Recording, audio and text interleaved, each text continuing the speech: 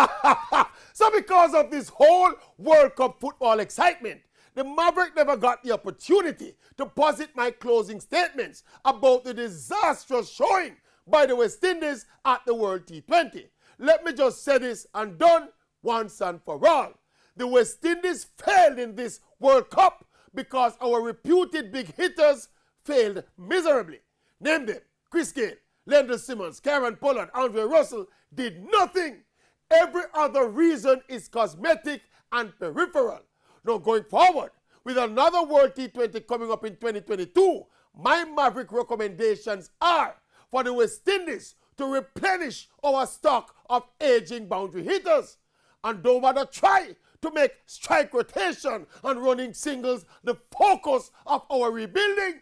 We need to find some bowlers, yes, but more importantly, we need a new generation of batsmen who can lick with the cricket ball.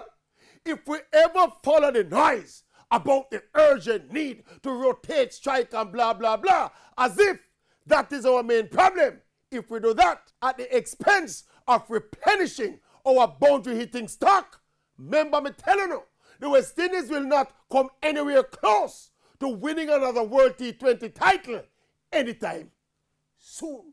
A word to the wise is sufficient. Case closed.